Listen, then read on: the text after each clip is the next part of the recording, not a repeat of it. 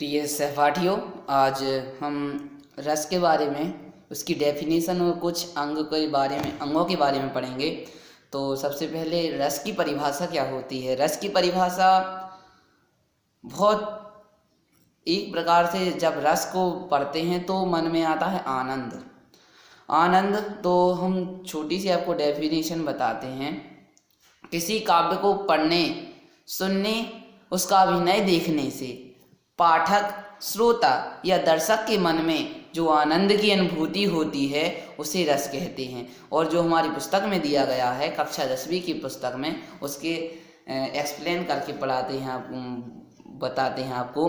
किसी काव्य या साहित्य को पढ़ने, सुनने या देखने से पाठक, श्रोता या दर्शक को जिस आनंद की अनुभूति होती है उसे रस कहते हैं। और भरत मुनि के अनुसार विभानुभाव व्यभिचारी संयोग दृश्य निष्पत्ति, जब स्थायी भाव का संयोग विभाव, अनुभाव, व्यभिचार भावों से होता है तब रस की निष्पत्ति होती है।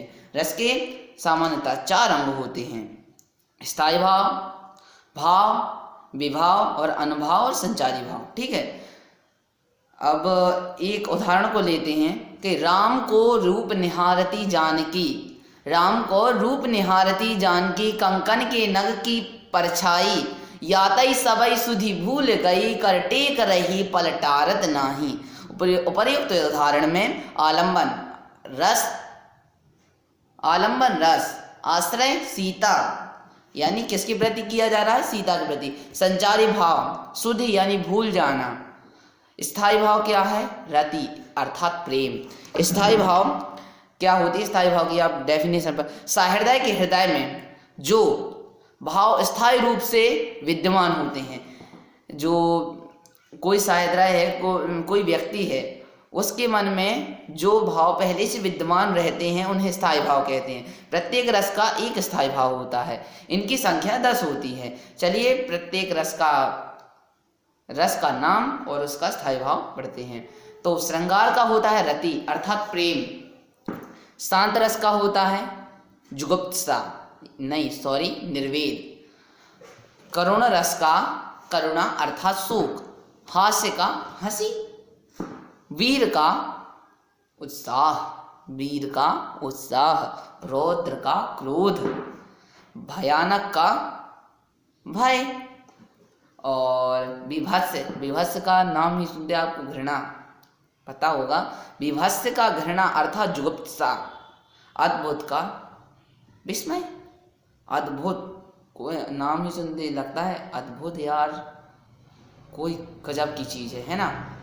तो वात्सल्य रस का वत्सल, बेभाव। अब आपको हमने जब पढ़ा है कि जब स्थायी भाव का संयोग विभाव, अनुभाव, संचारी भाव से होता है तब रस की निष्पत्ति होती है। ठीक है, तो विभाव क्या होते हैं?